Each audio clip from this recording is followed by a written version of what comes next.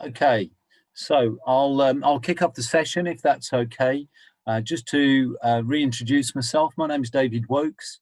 I'm the director for our technology and project consultancy business.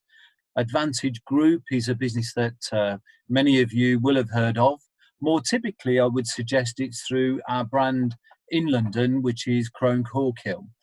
Crone have been supplying services for many, many years, and the Advantage Group has been around for over 40 years now.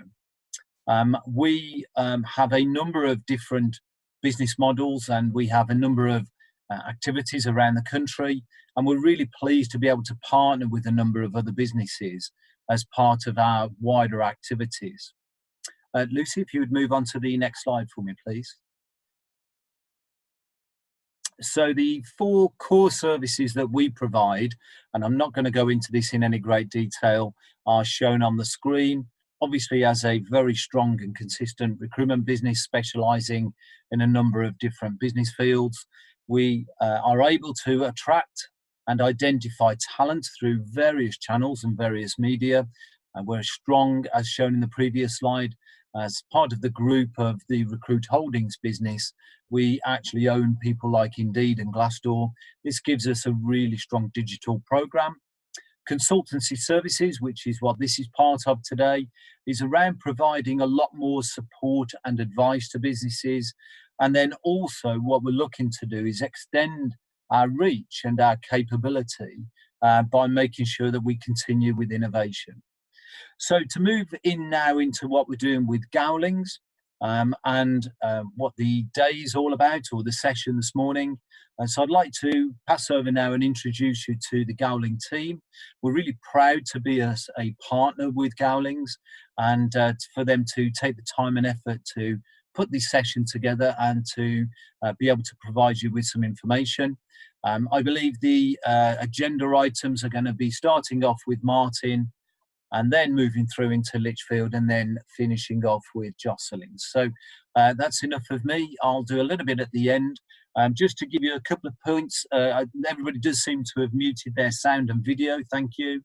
There will be the Q&A activity. Please post your questions in the Q&A using the Q&A function at the bottom of the screen. And just at the end of the presentation, there will be a short survey that we'll ask you to complete. Just a few slides using SurveyMonkey. But Martin, over to you, please. Right, thanks, David, and good morning, everybody. It's very nice to be with you today. I'm going to talk about some employment issues about home working, and mine's very much at the let's just think about 3 or 4 things end of the spectrum here. And it does feed also into the issues that Andrew and Joss are going to be talking about in a minute or two. So some of this will sound a bit mundane, but it's the sort of basic compliance thing that we ought to be concentrating on, because although people are working at home, they're still our employees. We've still got obligations under various pieces of legislation in terms of the Employment Rights Act about making sure they and we know what the rules of the game are going to be. So my first point is this: if we're going to have people working from home, let's think about whether we need to review and amend any of their contract terms and conditions. So what do I mean by that? Well, the most obvious, of course, is that what's going to be their place of work, because depending on your place of work, there might be some tax issues, and there's going to be a separate session on that next week. So let's redefine where someone's place of work is going to be. You've got an obligation to identify people's working hours, and I'm going to come back to that under the working time regulation point. But what are people's working hours going to be? Are they the same as normal? What are normal working hours? I think people have found working from home during the lockdown period has some advantages and some disadvantages as well. So we do need to think about that. Tied into a degree with what Joss is going to be talking about, there are going to be issues about confidentiality and security. I'm not going to tread on her territory at this point, but you do need to think about, are there rules which you want in place about how people treat information which they're working on, papers which they've got to work from? Do they need to be locked away, for instance? What are the security protocols you want to implement? If they're using hard copy documents, are we going to make clear how we need them to be disposed of going forward? Do we need them to have shredders, or can they be dealt with by some of the confidential process of managing waste? So Those are some basic issues. You might say that's Employment Law 101. Another aspect of that, and this I will concede is a slightly nerdy point, but you'll know that from April there were some new provisions under the Employment Rights Act about Section 1 statements. These are the minimum statement of terms and conditions you have to provide. They now apply to workers as well as to employees, but there's a point in there about transitional arrangement in relation to pre-existing employees, which is that if you change any of their terms and conditions, you need to bring them up to date with the new form of the Section 1 statement, which is a bit more complicated and requires a bit more information than the old form that we've all been very used to. Now, nothing's changed in relation to the fact that if you don't, there's very little the individual can do about it, unless they bring some other sort of claim. So there's no freestanding claim they can bring. But if we are going to go to the point of dealing with the first set of issues I identified about contract terms and conditions, that probably cuts into the issues around Section 1 statements. So you might trigger an obligation there. But do have a think about that. We can talk about that later if that would be helpful.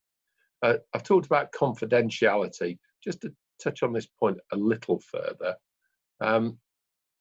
Certainly, if people are working from home and they're working online, are we clear about protocols on that? Are we going to require that they log out every evening? It's very easy, speaking from personal experience, to forget to log off, and that can cause some system security issues. And again, going back to the point I raised before about how do we need people to deal with papers whilst they're working at home. It's not their normal workplace, and people tend to become, I think, generalizing, a little bit more sloppy when they're working from home in that respect. So two final things to talk about. The first is trust and confidence. And you will all know that this is a term implied into employment contracts, and it's really about the nature of the relationship and people behaving in an appropriate way. So it's a combination of how you as the employer treat them as against their general behavior. And either side can act in breach of that obligation. You do need to be careful. Quite a lot of it in this situation is going to be about the way in which work is managed, about how equipment is provided. You know, do we have people working at home on inadequate equipment? Are we providing the support we ought to in terms of providing them with screens to make their working environment better? That cuts across some of the issues that Andrew is talking about as well. And the question of demands by managers. Working from home does not mean working all the time. I'll come on to that under working time as well. So if managers place excessive demands on people simply because they are working at home already, then there is going to be an issue about mutual trust and confidence. Where does that lead? Well, it can lead to a position where somebody's entitled to resign and claim constructive dismissal. That's not really where we want to be, assuming, of course, that those people are worthwhile and are contributing to the business. So my final point is about working time regulations. In some respects, the bane of everybody's life. But again, simply because somebody's working from home doesn't mean that the working time regs no longer apply. And this leads directly into some of the issues that Jocelyn's going to be talking about in terms of monitoring. We need to understand what people's working hours are. And it's very difficult to do that unless we have some sort of monitoring of when they're actually working. And there are questions, of course, about what is work. Simply having logged on does not equate with working. But do think about these points. There are obligations under the working time regs to provide for minimum rest breaks every 6 hours or after 6 hours in a working day and between periods of work. So that's an 11-hour break. And then there's a mandatory break over what we would normally identify as the weekend as a minimum period of about 35 hours over a weekend. And you have to do that. So as an employer, ensuring that you can do that and indeed that you're monitoring people's working practices is fundamentally important. You may want to think about opt-outs, whether you've already got those in place. I think one of the experiences we've seen as an employer, and we've seen with lots and lots of clients during this period, is that people's working day, that the nature of it may have changed. They may be starting later and they may be finishing later, or vice versa. But equally, people have found it quite difficult to detach from working, so they found their working day actually extending. Now, that may not get you into a problem with averaging a 48-hour week, but it is something worth considering in terms of the information that you're trying to gather about people's working arrangements. Right, that's quite enough from me, and I'm going to hand on now to Andrew. Morning, everybody. Hi. Thank you for being here. Thank you for listening.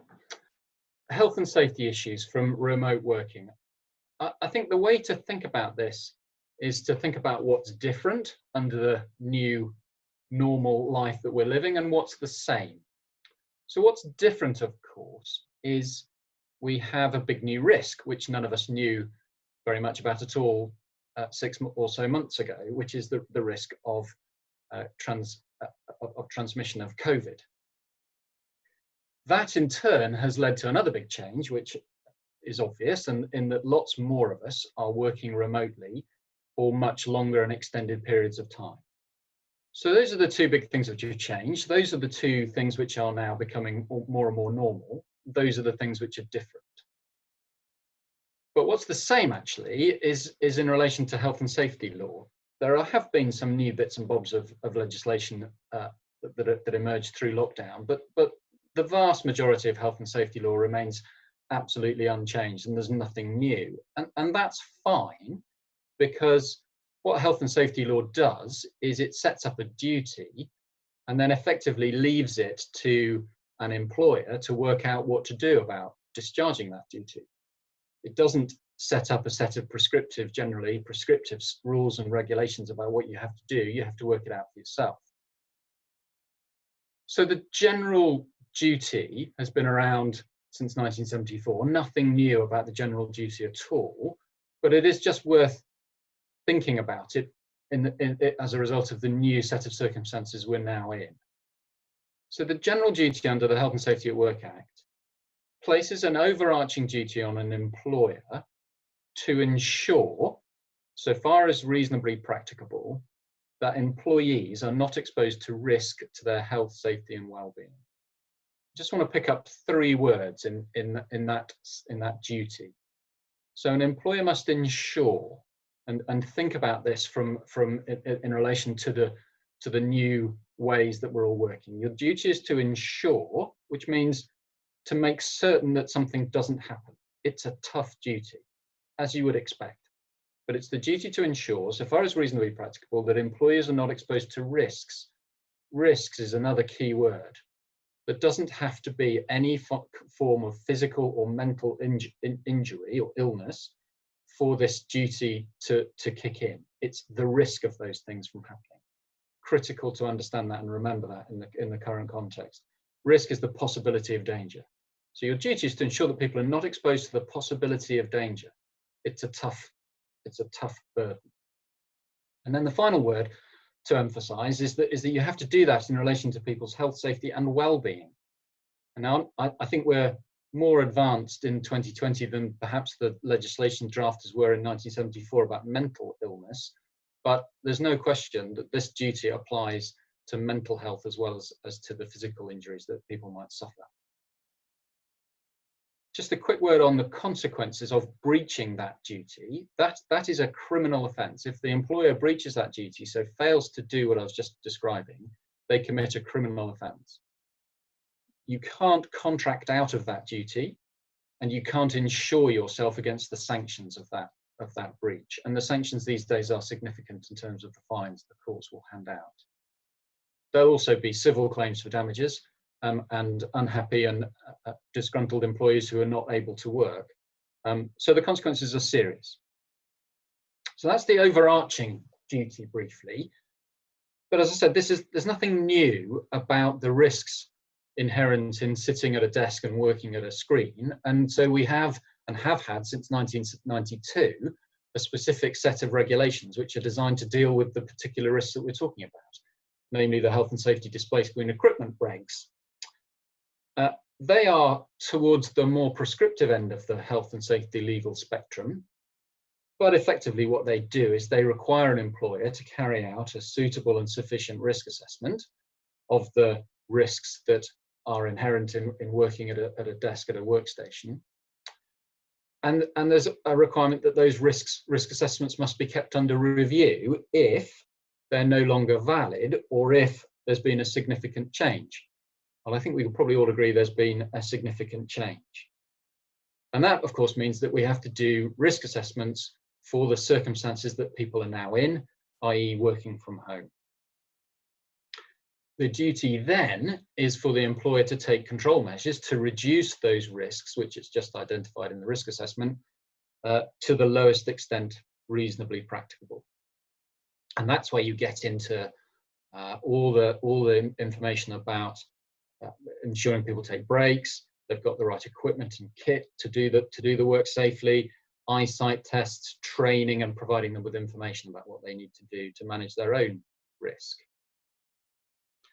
So just before I finish, a couple of practical points. If you're looking for guidance, there's plenty of guidance around. The HSE website is an excellent place to start. It has been updated as a result of COVID in this area, and it's got lots and lots of very useful practical hints and tips about what you need to do in terms of checklists, pro forma risk assessment, for example, and practical guidance. There's a link in there to some information that's been produced by the Chartered Institute of Ergonomics and Human Factors, which is very short, very practical, very helpful, lots of helpful pictures, really good place to start for a home risk assessment and in terms of providing people with the information that they might need. I think it is worth, at this point, the display screen regs direct you a little bit towards the physical side, upper limb disorder primarily, and eyesight issues that might arise from working from home or working in these sort of circumstances. I think it's easy to forget about and to underestimate the mental health risk which we have, and Martin touched on this just now. It is important to review the risk assessment to take account of that well-being aspect of the duty, and to have thought about that, and to have thought about some of the control measures that might be appropriate there as well. And then in terms of good practice, I think it's self-evident, obvious, critical though to stay in touch with people. It's slightly harder to do because they're more remote, but really, really important to consult with them about how they're doing and what they're doing and how they're doing it. Talk to them, stay in touch with them. These are all risks which there may well be some lead-in time to, and you might get early warning about. And the earlier that you find out that someone might be struggling or someone might be starting to develop some physical symptoms, the easier and the more chance you have of resolving it. I'm going to pause there and then hand over to Joss, who's going to talk about data. Oh, sorry, Lucy, I think you skipped on 2 slides there. Could you go back one, please? Thank you. So I'm going to talk about remote monitoring of employees. Obviously, this has become much more of a live topic now. Employers who may previously not ever have had to deal with employees working from home are looking at that, or even in other professions where working from home had been a practice that had been adopted, it's now applying to an entire workforce every single day of the week. Monitoring of employees, though, is not an entirely new topic. There have always been scenarios where some kind of monitoring has been in place. Typically, if you think about calls to a customer contact centre are usually recorded, or lorry drivers often have some kind of location tracking in their vehicles, which is obviously a remote type of monitoring in itself because they're not sat in an office, or things like access cards so employees can come in and out of buildings. And the structure around those and the reasons for doing them for those businesses that operate those kinds of roles are fairly well trodden now.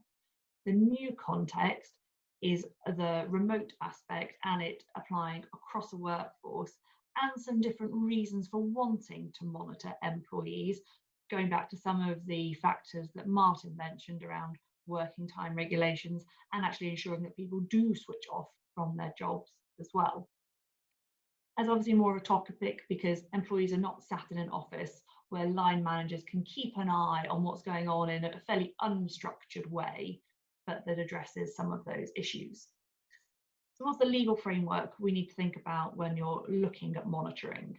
We've got a little bit of human rights there And then you're looking at data protection, so the GDPR and the Data Protection Act 2018 in this country. And where those get you to is that monitoring is fundamentally an intrusive activity in whatever context you are monitoring. And that's because Article 8 of the Human Rights Act gives everyone a right to privacy. And that applies whether you're at work or at home. The degree of privacy that individuals can expect is different depending on whether you are at home or at work. And here we're now in a new context where people are at home, but also doing their work. It's finding the right balance in the new context that we have, given everyone is now working from home remotely. So the key question in a data protection context is, what is your lawful ground for processing? So selecting one from the list that's set out in the GDPR. And most businesses here are going to be relying on their legitimate interests. There will be some instances where you may be able to point to a legal obligation that the employer is complying with, more in Andrew's kind of health and safety context. But for a lot of the time, for more general monitoring, and we'll talk about some scenarios later, you'll be looking at the business's legitimate interest. That full ground for processing is looking at relying on a legitimate interest, provided that the interest outweighs any harm caused to the rights and freedoms of individuals.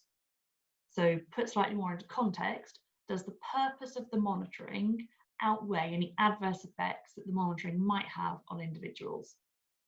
Doing that assessment we call a legitimate interest assessment, and you work through the principles, and the Information Commissioner's Office has guidance on these factors and principles on their website if you ever want to look at it for yourself to break it down.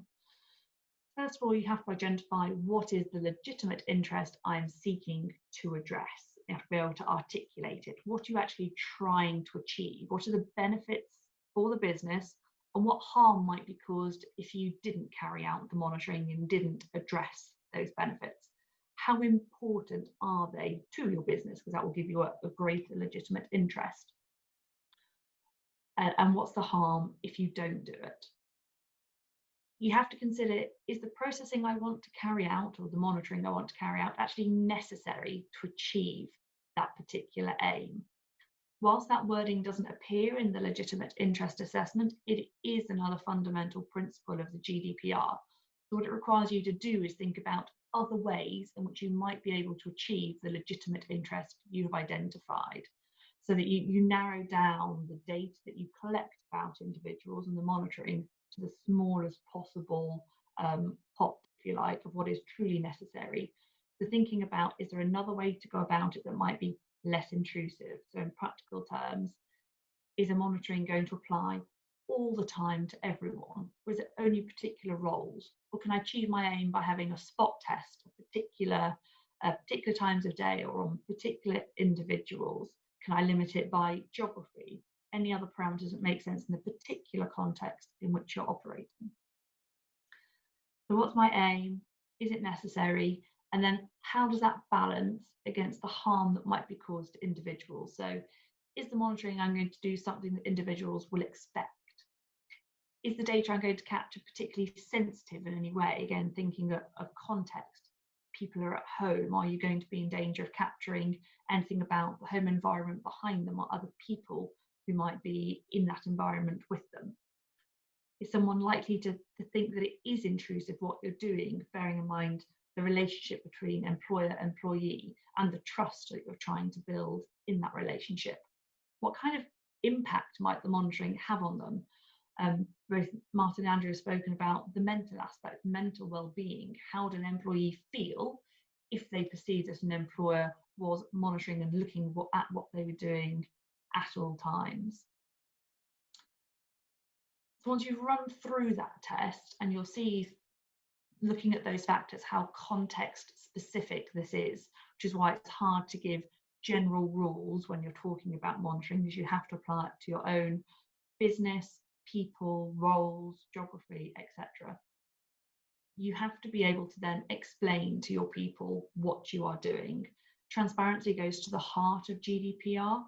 It's all to do with an organisation's accountability. So you need to tell people what their interest is that you're trying to achieve, the reason for the monitoring, and how you are going to carry it out. So people have to know the rules of the game that's going on and how you're going to be recording information about them and what you're going to be using it for. So if we go on to look at some particular scenarios around different types of monitoring, that's on the next slide, please, Lucy. So try and apply some of those principles to some specific context.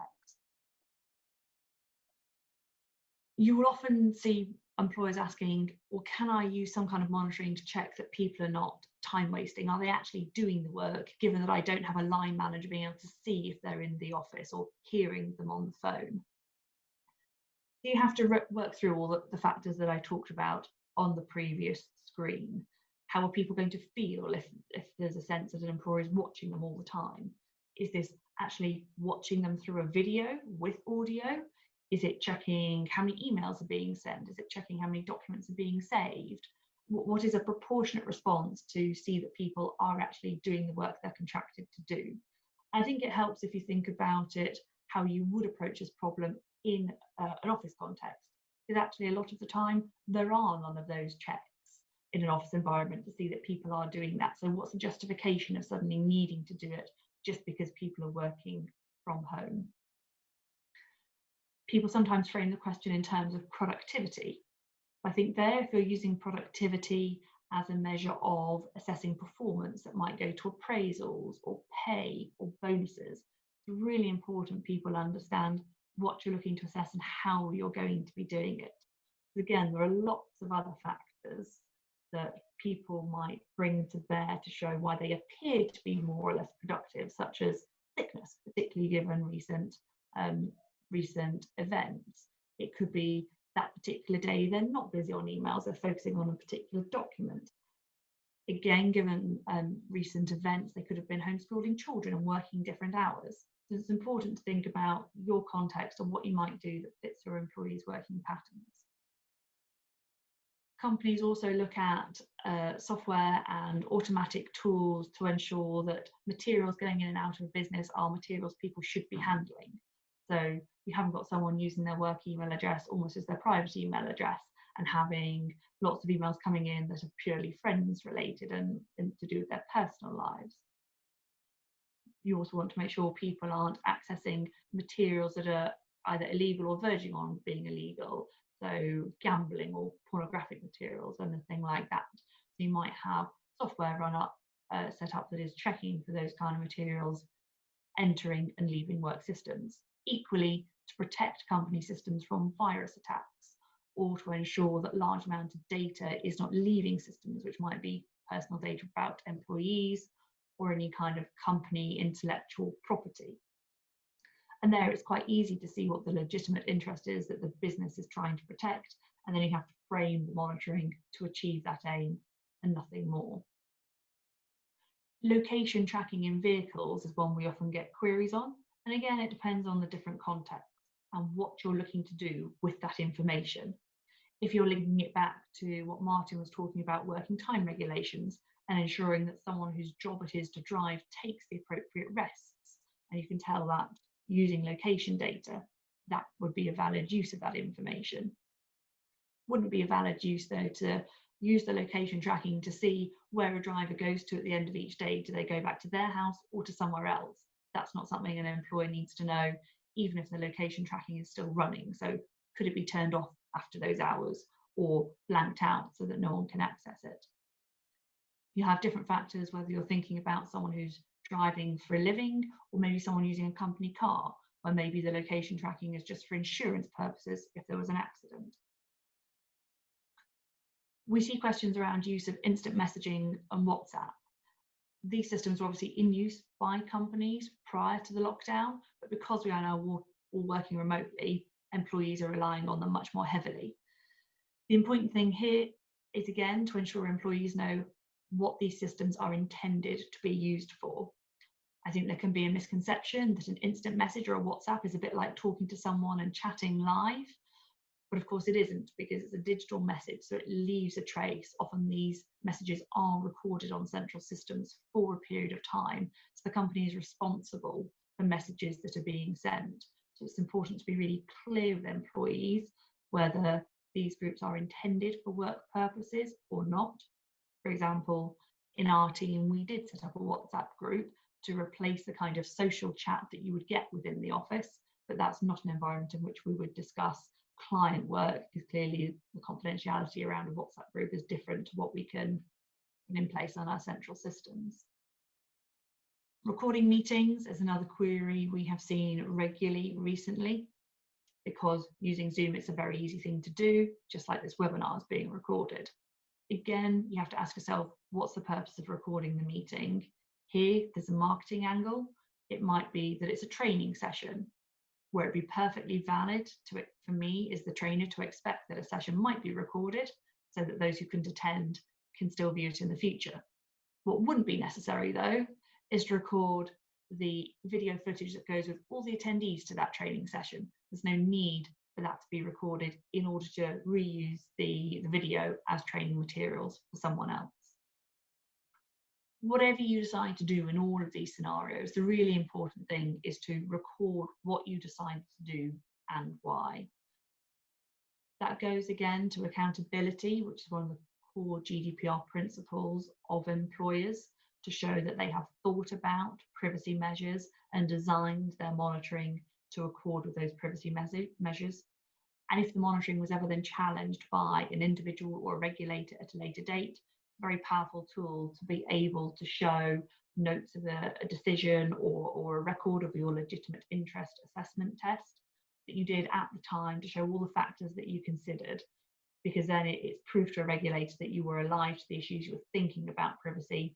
And even if a regulator ultimately decides you didn't get it quite right, you can't be criticised for not having at least considered the factors in the first place. Thanks very much. I think, David, you will now open the floor to a Q&A. Yes, absolutely. Thanks very much, Jocelyn. Some really interesting points there raised by everybody, and some quite informative. We've been involved with this for a while and seeing the access to a number of different clients and different issues. So we have a number of questions that have already been posed. So we'll touch on those, but please, for everybody else, feel free to ask any more of those questions. One's actually, I'll start with the first one that we have there, which is actually posted by one of our directors, which you touched on earlier, Jocelyn, around WhatsApp and the access to those groups, more particularly if they're actually on personal phones, which I think is quite regular. Any views on that side of things? So this comes back to what rules has the company set about use of WhatsApp in different contexts. If the company has blessed employees using WhatsApp on their own phones, then what material is the company expecting to be discussed on those phones and in those groups? So as I said, if a company is encouraging employees to set up social groups to replace the social interaction you would have had in the office, and that's done on personal phones, then a company is not going to take much responsibility for that. But if you are encouraging employees to use WhatsApp on personal phones to discuss company-related matters, you need to think about, how am I going to ensure that employees continue to act in a responsible way and not discriminatory, and let them know to what extent they might ever be required to share that information and when you might need to see it. So a lot of this is about explaining rules up front to make sure everybody understands what they are and are not allowed to do. Yeah, I think it's going to be, as technology kicks in, it's going to be something more and more as we become more used to the new norm, as it's all being called. So probably follows on into this second question there, which is around the monitoring of the chat facilities. Obviously, MS Team, Zoom, whatever else you're using, as we are here. We, just out of interest, we issued some guidelines really before all of this started as to what was to be expected from us as individuals as we were being client facing. So I think that's a good starting point. But again, this probably again sits with you, Jocelyn, I think, doesn't it? Yes, it would do. I think I'm going to answer the question with a question, as lawyers often do, somewhat frustratingly. So what is the purpose of monitoring chat facilities? What is it you're actually looking to do? Because an employer wouldn't expect in an office environment to have ears everywhere and be listening to the conversations all employees are having all the time. So are you saying you need to record the chat facilities because people actually will be discussing client work there, and then you treat those conversations as you would do an email? Or are you saying you're recording them because you don't want people sharing company secrets, and there's reason to believe that maybe people are doing that? So it's not just a question about can I monitor, the question is, well, what am I monitoring for? And is that a proportionate way to achieve whatever the aim is? Yeah, I think there's going to be a lot of different approaches for people, and the technology will again advance. So as we get used to what's going to be in place for the remaining part of the year, at least, and as offices start to come back in or workplaces start to come back, I'm sure there will be further development and further activity. It's quite an interesting question at the bottom here around using the location checking, location tracking rather, to check mileage claims. Again, we're actually working on the principle that we'll be doing less mileage in the next few months, as we have done. I know my car has certainly been sat on the drive for the majority of the time. But again, this I wouldn't have thought is an infringement on any rights. It comes back to what was the location tracking put in place for in the first place? Were employees ever told that it might be used as a way of double checking mileage claims? And that would be again in the context of, are these employees who are primarily based in their car, so their entire job revolves around how far they're driving, because maybe the petrol cost is a huge expense if you think about someone who is a distributor or any kind of logistics industry. That's one of the focuses of your business. If it's much more incidental use, then is that a proportionate way to check mileage claims? Why are you not trusting what employees are saying? Are you going to check that location data for every single journey everyone does? Or would you just spot check a few throughout the year to see that overall employees are not submitting particularly extreme claims? And whatever you decide to do, again, tell people up front. If you are collecting new data, now we are remote working and you're having to do things more remotely, which involves more data, businesses must be updating employee handbooks, privacy notices to tell employees that this is what they're doing, and that should all be done in advance of new measures being put in place. Businesses have obviously had to be very reactive during lockdown, and there was a notification from the ICO acknowledging that businesses have had to react and move. So we are not going to come clamping down on people screamingly hard if they didn't dot every I and cross every T from a data protection perspective. But acknowledging that doesn't mean you can ignore the legislation. They would expect to see employers, if you had to going back and doing it slightly retrospectively, at the very least, but ideally you should be trying to do it in parallel with new measures you're bringing in. But they did recognise people had to move quickly to respond to the lockdown when it came. Yeah, I think that's something that's happened in most business areas, isn't it? It's all moved so quickly. There is a level of, I suppose, an approach which is that it doesn't have to dot every I and cross every T. We will have some time to catch up. I think you also touched on a key word there for me in this whole process, which is trust, because we are doing more of this type of webinar call, and I think certainly what the gents earlier were talking about in terms of the amount of time and activity that we're actually spending focused in this type of webinar is quite crucial. We've got one more question that's come through, but I've got one in between if I can, which was around the HSE regulations. So I think this would be you, Andrew, which was, are there any specific amendments that has come from this type of approach that's already starting to come into the requirements or regulations that are expected to come through? So changes to the HSE regs based on working from home? No, Dave, there haven't been any changes to the regs themselves, and I think HSE would expect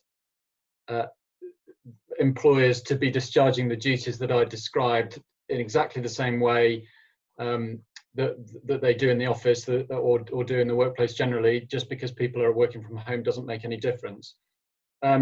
What I think probably we have seen is an emphasis or a change of emphasis perhaps on enforcement and how the HSE are going about, and it's local authorities as well, how enforcers are going about investigating and looking into what's happening. And there's no doubt that and as you would expect, the focus of that enforcement activity has been on how employers are managing the COVID transmission risk at the moment, rather than how they're dealing with risks arising from remote working.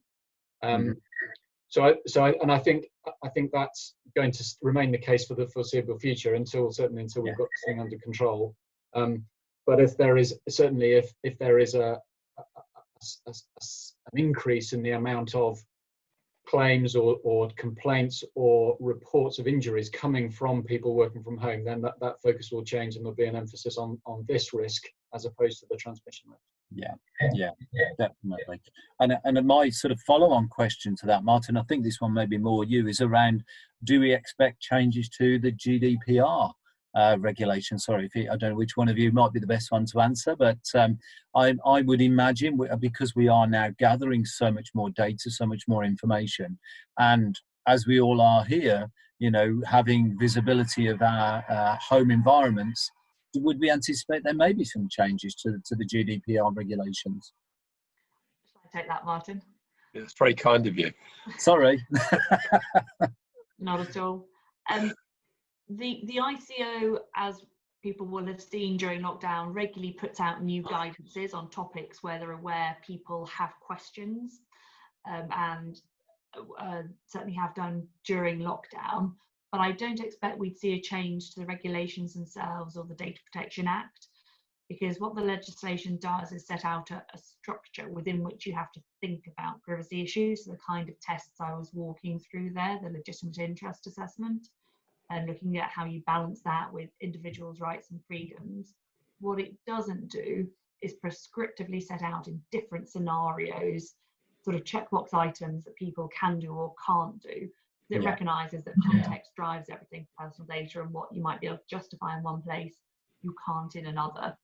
And it puts the onus very much on the controllers of the data, so in this instance, employers, to work out how what they are doing fits within the structure and the framework of the legislation. So guidance, yes, and the ICO's guidance is often very helpful, at least at a basic level. It doesn't always address more complex scenarios. And their website is a wealth of resources. Okay, great stuff. Thank you for that. We've got two questions to go on here. The first one, the presentation and all of the material will be available afterwards. This actually is being recorded so that it will be available via various websites, our both companies' websites, and also social media, but the slides will be shared with everybody afterwards as well. And I think this is quite an interesting question that we've got on the end here, which is, as we are all starting to return to work, and certainly we've started to identify a timescale when we'll be returning to our offices on a rota basis more than anything else. But the question is, can an employer force an employee to come back to the office? Right, that unfortunately is definitely one for me. Yes. I think the blunt answer to that is no, in the sense it's very difficult actually to force people to do anything in the employment context. And the reason I say no is this, and it's a combination of different issues. One is about that there are some specific rights under the Employment Rights Act to do with perception of risk, perception of harm, health and safety, which do apply, so people can legitimately absent themselves from the working environment if they can establish a reasonable belief in a degree of risk, and they may choose to do that. So that's at the most fundamental, most obvious level. Other issues will be about perception of risk to third parties. So I may not think that I personally am at risk, but a family member may be if I come into contact with people. So that's shielding and all the sorts of issues we've seen at the moment. I think employers need to be careful as well not to react too quickly, not to have too much of a knee-jerk reaction when people are articulating these concerns, for the reasons I've described, and also because Individuals may have may raise an issue which actually presents them as whistleblowers. So an argument might be, well, I don't believe that you are doing all of the good things that Andrew's described in terms of safety in the workplace. I don't think your COVID-19 protocols are adequate. I don't think they provide the protection. That amounts to a breach of a legal obligation, or I have a reasonable belief of that that's a reasonable obligation. And until you sort it out, I'm not coming back. And having raised it in that way, if you sack me because I won't come to work, you're doing that because of the whistleblowing issue. And that creates a sizable risk because, as people on the session will know, whistleblowing-based claims for unfair dismissal have no upper limit on the amount of the award. So all of those things are in play. So much of this goes back to the issue you've raised, David, which is trust, and also confidence that we as employers are going to do the right thing, and also all of our fellow employees are going to behave in the right way as well, because this is about group behaviours. And as an example of that, just over the last couple of weeks, there's much greater wearing of face masks when people are out and about and in shops. I know it's been made mandatory, but I don't get the impression from being out and about myself that people are pushing back on that. And there seem to be very few instances of people choosing to argue that they shouldn't have to. Yes. So there's going to be a lot of that about societal practice, norms of behaviour, and those sorts of things. Yeah, I agree. I think it is a wider issue that we're going to have to face as a society, and the return to work plan or activities of so many businesses will have to change. It will be a moving feast, I think, and circumstances may well dictate that. We operate nationally, as you do, and it will have a difference per location, I'm sure. So it's not one answer that fits all from there. Well, that's all of the questions we've got from there. Lucy, if I could ask you to just move on to my final couple of slides. If anybody does have any more questions, please still post them in there. What I just wanted to touch on was where we as the Advantage Group follow on from, really, I think, a lot of the comments that has been mentioned from the panel here. And this is what we've put in place as part of our Secure Restart programme. We'll gladly be sharing all of this information with everybody as part of this programme, and sharing the presentation slides of the full Secure Restart activity. But you can see that it's about business readiness, and then how and where we can support you, not just as ourselves as individuals, but by the partnerships that we have with businesses like Gowling's. So we've really developed something which we think will work around the people issues more than anything else. Lucy, next slide, if you wouldn't mind. And my final slide, it's an offer, really. It's something that we've developed with many companies now, is to provide what we call an optics report. So this will actually give you some insight as to what's going on in the talent marketplace, both in your market sector, your specific customer base, what's happening there, your competitor base, and also what's going on locally to you. So we have access, because of our group activities with many different channels, that this report is starting to provide some very factual and useful information as people start to look at what they need to do with their people, and as practices will change. So I think that's pretty much where we are with everything. As I say, right now there will be, and if I can ask you to just stay on, if there are any final questions, throw those in. But I'd just like to thank the panel. Thank you very much for your time. It's been very informative. Certainly, we've got some good knowledge, but it's always useful to have experts around who can tell you what's going on.